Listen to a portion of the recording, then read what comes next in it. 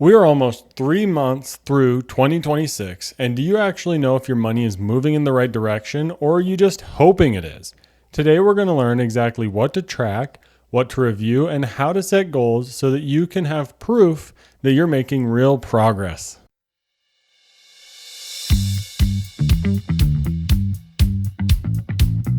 Welcome, new and returning Money Buddies. I'm your host, Skylar Fleming, and after listening to today's episode, you're going to want to run and set some very powerful and motivating goals for your personal finances, because you're going to learn exactly what you should be tracking in order to know whether you're on track or not. And then I'm going to help you with some actionable steps in regards to reviewing your financial plan and your situation, and I'm going to help you pick up as many financial wins as you can. And then we're going to go for it all with setting some goals to move us into the second quarter of 2026 and for the rest of the year.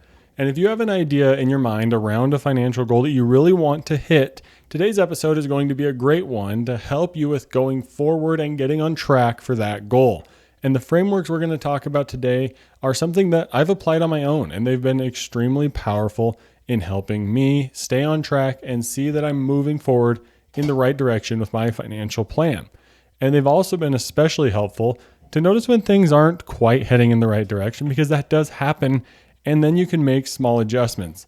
And one thing you're going to hear me hit on today is that those small adjustments, they are so much easier than wholesale financial changes. So I'm not just going to throw a bunch of things and a bunch of financial theory at you today, but I'm going to help you walk through the things that I've actually used to catch myself and help adjust my financial plan and course correct before anything becomes a real big problem. And that's exactly what I'm going to help you with starting right now. Let's start by talking about what you should actually be tracking.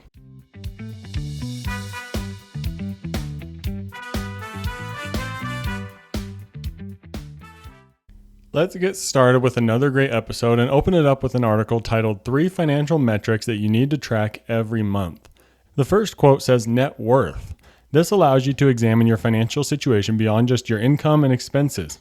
Your net worth is your total assets minus your total liabilities, and that equals your net worth. Calculating your net worth quarterly or annually is sufficient to track progress and adjust your financial plan accordingly.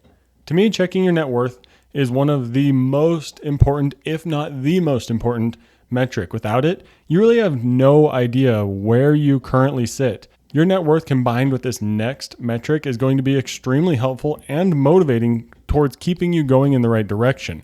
This next quote says, looking at the growth rate can also be motivating, because if your net worth isn't where you want it to be, it can still feel good to see it moving in the right direction.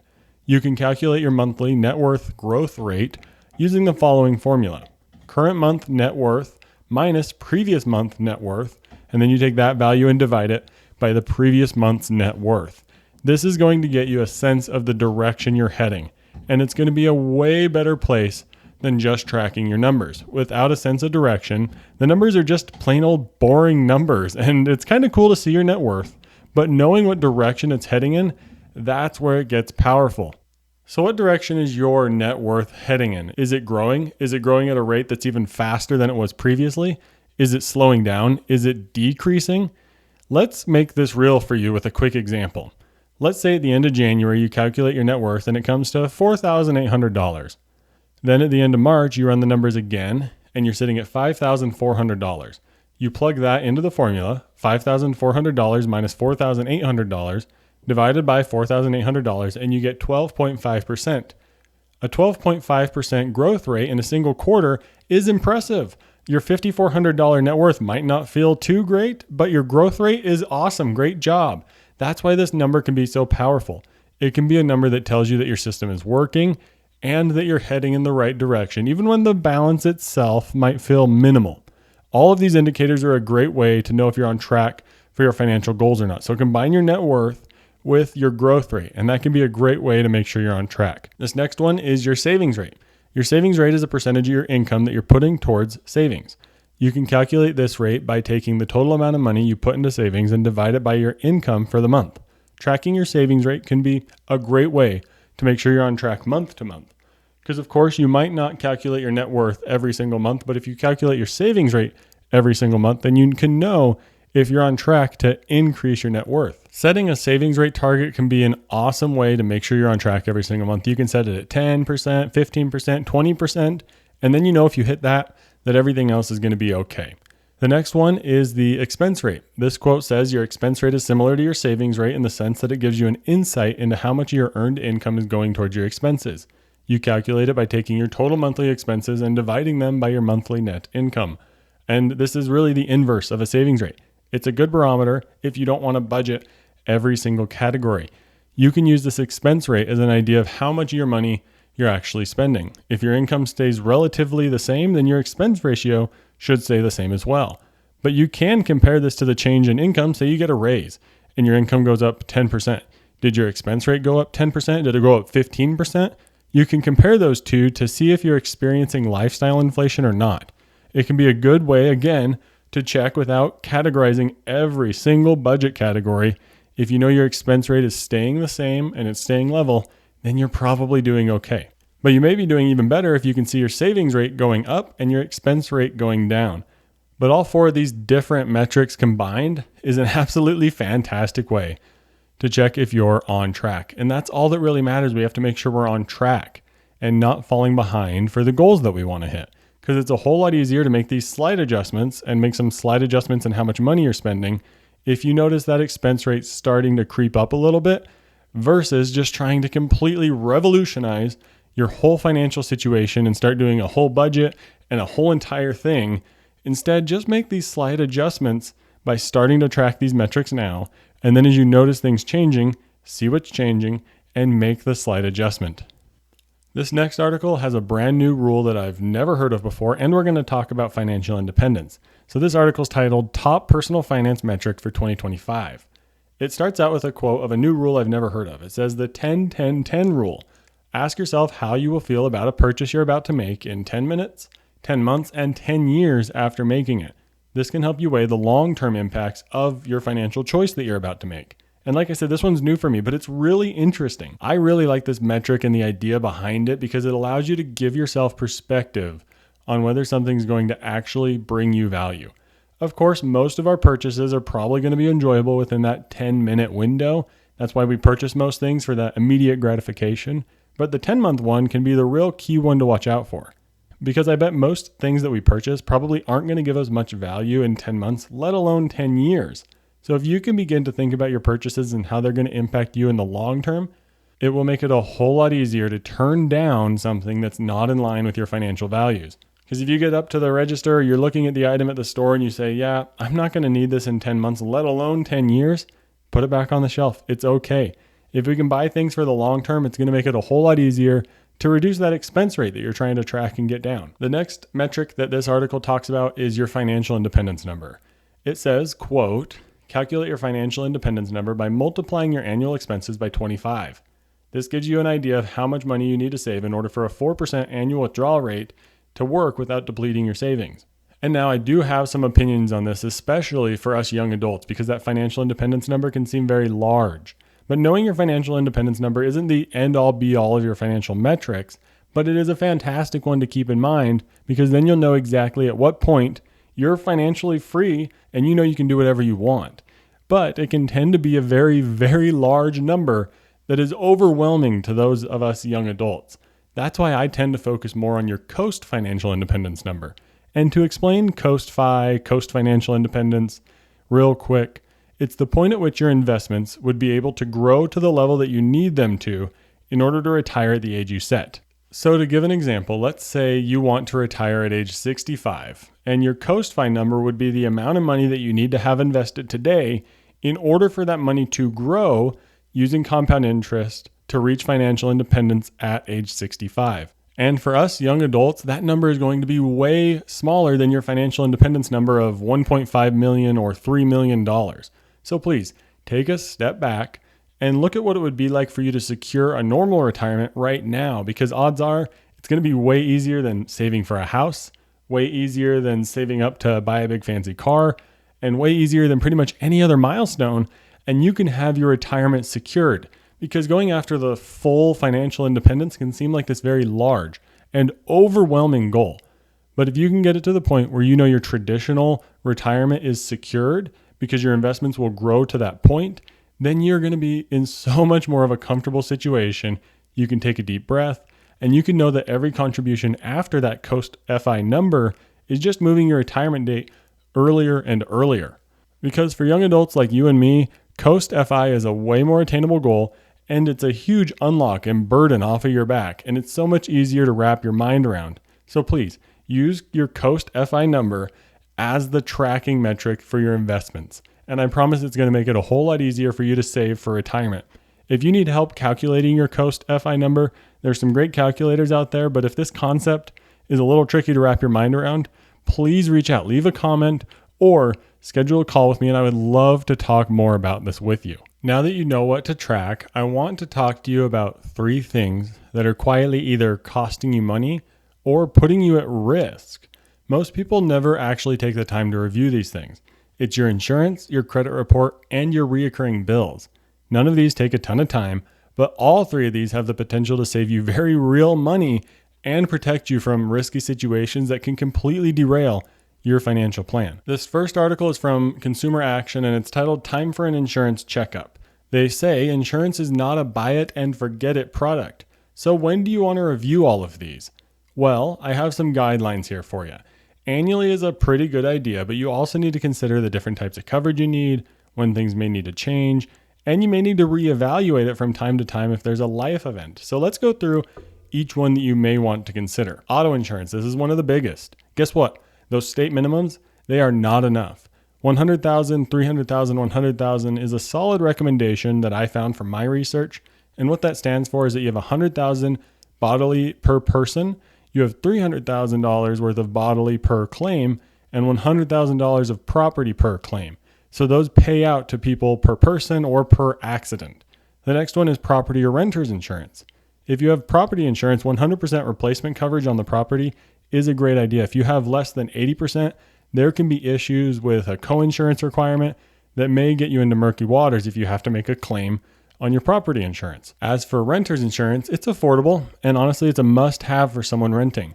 I had a client one time where there was a fire in a room in their apartment complex, and they didn't have renter's insurance. And since they didn't have renter's insurance, if that fire would have spread or the whole building would have been totaled, then all of their stuff would have been lost and there would have been nothing they could do about it. So renter's insurance is extremely necessary, especially if you're renting in some sort of a complex or a big apartment unit. The next one is health insurance. This is something that you have to have in place, especially to cover major emergencies. It's something you should review annually during open enrollment. And here's kind of a guideline for you. If you have high usage, a higher premium and lower deductible may be best. And if you have low usage, a low premium and higher deductible combined with an HSA. And I have done an episode, number 6 of the podcast, about the HSA. So make sure you go check out that episode. I'll link it down in the show notes. For those first ones of auto, property or renters, and health insurance, you should review all of those annually, if not twice a year for your auto insurance. But make sure you're reviewing them at least yearly to price around and see if you can change. Because guess what? These companies may have loyalty programs, but it still may be cheaper to switch insurances. And it's not hard. You don't really have to do anything other than call a couple places or fill out a form online. But these next 2 insurance options are so commonly overlooked, but so important. The first one is disability insurance. You should review this every 2 to 3 years, and it should cover about 60 to 70% of your income should you become disabled. And hear this, all of you young adults working in your first professional career or your first real job, own occupation coverage is a requirement. If you don't have own occupation and you get disabled, they're going to make sure you're disabled to the point where you can't work any job. But if you have an own occupation plan, then it only matters if you can't work your own occupation. So make sure you have own occupation disability insurance, have it cover about 70% of your income, and review it every few years. And the same goes with life insurance. You should review this every 2 to 3 years, and make sure to get term life insurance. Here's a quick overview of how much life insurance you should have. The amount should equal the total needed to provide for your income being replaced, plus any major one-time expenses that it's going to cover. Please reach out if calculating your life insurance needs sounds scary. It's really easy math for me to do at this point. I've done it for a ton of clients, and I'd love to help you understand how much term life insurance you need to be shopping for. So please reach out if you have questions about that. Now it's time to talk about the credit report. Where can you find your credit report? Well, visit annualcreditreport.com and you can pull a credit report from all 3 bureaus. You can also sign up for an account with each one of the credit bureaus and get it from them directly. But whatever you do, do not pay them any money. you can get your credit report for free. These credit bureaus will try to upsell you on useless subscriptions, and that's just a way to lose money. So don't sign up for any subscription or any trial from the credit bureau. You can get your credit report and you can freeze your credit on all of the bureaus for absolutely free. But what should you look for when you're looking at your credit report? Well, you should review the entire thing, of course, but the key things to check are any addresses that you don't recognize. Make sure to look for any revolving lines of credit that you didn't open, and make sure there's no loans or debt showing up that you don't recognize. And if there's anything on your credit report that you don't recognize, ask questions right away. It's not difficult to get it removed, but you need to make sure you monitor your credit history because it can be a way to spot identity theft before it gets too bad. But the last thing I want to talk about here is your monthly reoccurring bills. And this article is titled Save Money on Bills, a Practical Guide to Negotiate and Reduce Your Bills. It says, quote, the benefits are a potential immediate reduction in fixed costs up to $20 to $40 per month. You can detect errors in your billing early.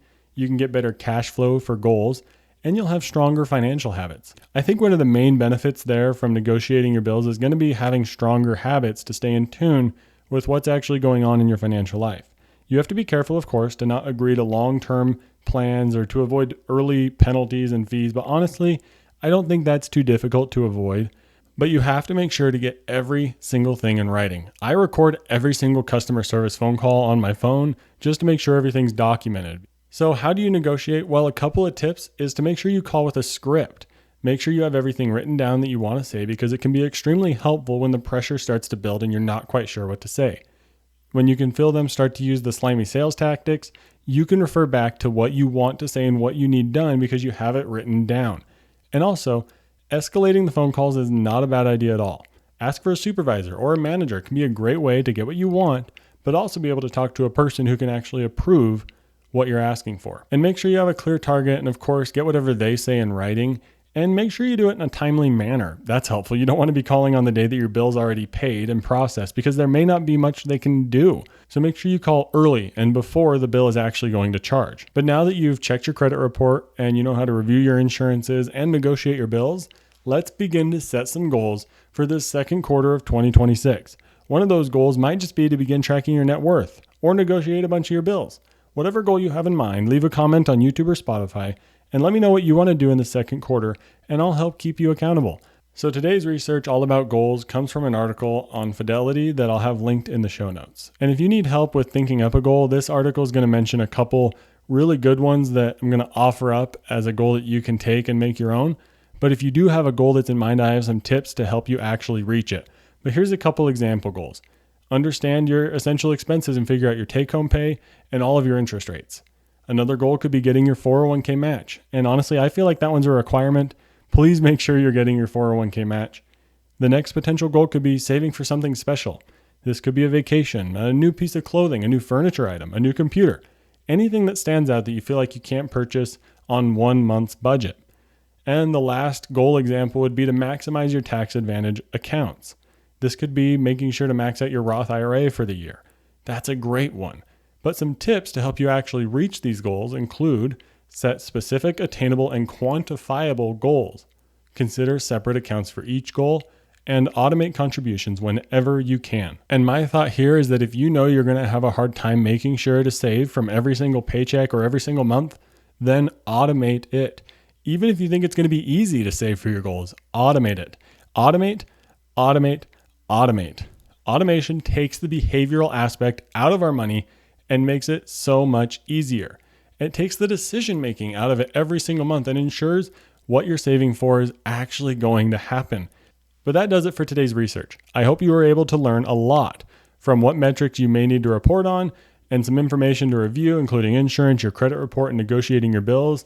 And then I hope you were able to take some great lessons away from setting your goals for the second quarter of the year. Take what you learned today and apply it. And then in 3 months, you can track those metrics again to see if you're heading in the right direction. And it's practically guaranteed, just by thinking about this topic and beginning to think about your goals, that you're going to be able to build some momentum to move in the right direction. So don't let the momentum from listening to this episode die down. Figure out what goal you want to make and go for it. If you need some help staying accountable, reach out. I would love to help. But next up, we have a fantastic case study where we're going to apply exactly what we learned today to a real life scenario.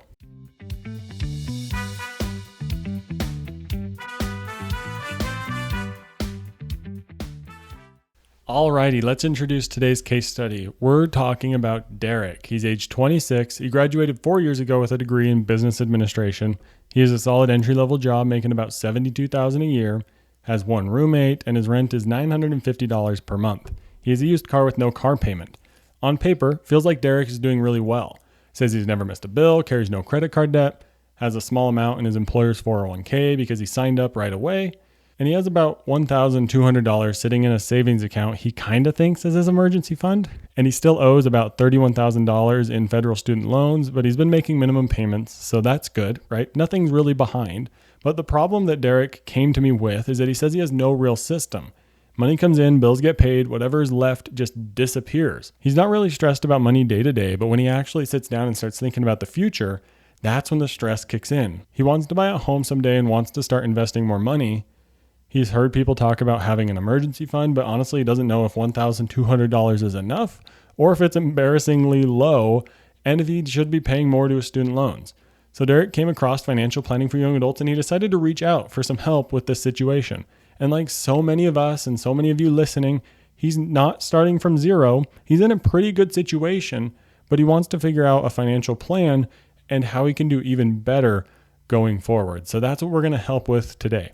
The top 3 things that come to Derek's mind that he needs help with are: first, he wants to know what numbers he should be actually tracking so that he can tell whether or not he's on the right path or just getting lucky. Second, he wants to get serious about building an actual emergency fund. And third, he wants a real strategy for his student loans and wants to start investing with more intention, but he's not sure what to prioritize.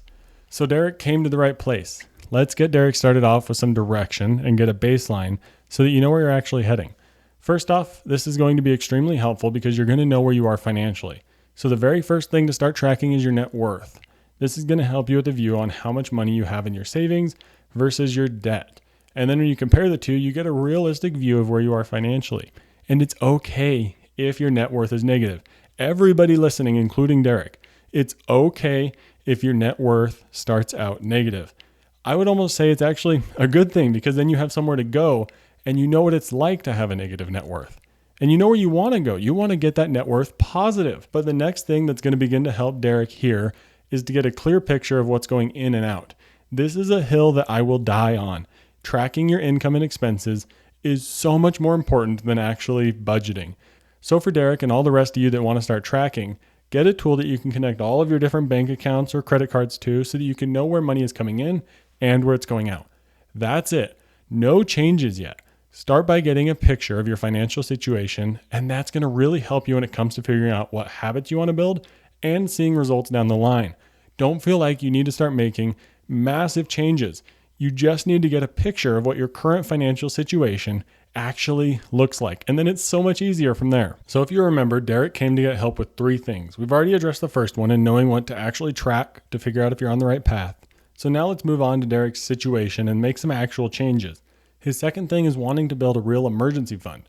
And the key habit here is automation. Automate a savings account to put your money into it every single month.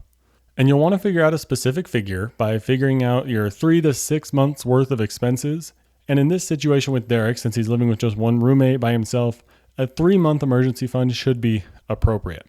So figure out how much that'll be because you need to know your expenses. And now that you've begun tracking them, you can see how much you need for that 3 months worth of expenses, and then set up a monthly automatic transfer to go straight from your paycheck or from your checking account into a savings account that is specifically labeled emergency fund. And by naming the account, you are so much less likely to transfer the money out of there. You're so much more likely to leave it alone and let it sit there for its actual purpose. So that's how Derek can go about building his savings for an emergency fund, and you can copy that and do the same thing. It's a really simple habit. But once you make sure to automate the savings and name the account, both of those tools combined will take this massive mental load off of your plate and make this all so much easier. So use automation and naming the account to make reaching your goal a piece of cake. So Derek has 2 things left on his list, and I want to be direct with him here because I think a lot of people get paralyzed trying to decide what to do between these 2. And that's investing in your student loans. You don't have to pick one. Guess what? You can do both at the same time. You just have to be intentional about it. For student loans, Derek is on that standard 10-year repayment plan, and his minimum payment reflects that. And guess what? If that timeline works, then you can leave it and keep it simple. Keep making your minimum payment on time every month automatically. And then if you want to get intentional about maybe doing it a little bit earlier, add $20, add $25 on top of it. That small little bit can knock off months at the back end of that 10-year mark. And it'll barely be noticeable in your monthly budget. But that can be a great way to feel like you're actually doing something towards knocking out your student loans. And then as you get raises at work or change jobs, add another $25 to it every month. Add another $50, whatever it might be. Adding those little amounts can make a big difference on the back end, and it can help you feel like you're actually doing something. Now for investing, the first thing to do is to make sure you're getting your full employer 401k match. And if Derek isn't, or if you're not, the single highest return on your money is going to be to make this happen immediately. And then once that's locked in, bump up your contribution by 1% and then don't touch it. That's it. Now the loans have a clear payoff timeline. Your retirement savings is growing intentionally, and neither one required a dramatic change in your life. You don't have to make wholesale change to every single thing in your life and every single thing that you do with your money. Because now that you've found a comfortable baseline, you can just keep working up from there. You don't have to do a whole lot to now feel like you're in control of your financial situation. We can all tend to just bury our head in the sand for a little too long, and that's when things feel like they're running away from us. And that's when we feel like we have to make wholesale change. So now what happens for Derek? Well, and now going forward, the amazing thing on working with Derek on his situation is that he's going to have a system that he can actually understand and stick to. And it might not be the perfect system that's going to get you to financial independence in the next year, but that's not what matters. What matters is having a system for you that you're comfortable with and you're comfortable where it's taking you. And if you want to get somewhere faster, then get a higher paying job or cut back on your expenses and add a little bit more money to your plan. But now that you have a plan that you're comfortable with, the rest is easy. And for Derek, that's exactly what he found when we worked through this whole situation. And the key insight for me whenever I work through a situation like this is the power of having a system. Like I said, it doesn't matter if you reach financial independence or if you're going to retire at a normal age around 65. All that matters is that your system is accomplishing your goals and that it aligns with your values. And if you want one more quick tip that's going to provide even more momentum, write your plan down. If you write it down, I promise it'll be so much easier to stick to. It's going to be so much easier to refer back to when the going gets tough. And trust me, it won't be easy to stick to your plan forever. So write it down, print it out, and hang it up somewhere where you can review it regularly. I hope you enjoyed today's case study with Derek's situation. And if you have a situation that you'd love for me to review and potentially talk about on the podcast, let me know. Of course, I'll leave your name anonymous so that no one recognizes that it's you. But if you want to talk about your situation, please reach out. Leave a comment on YouTube, Spotify, or send me an email. I would love to help you figure out a financial plan that's going to work for you and be comfortable for your life. And that does it for today's episode. So we're going to wrap it all up and put a bow on it next.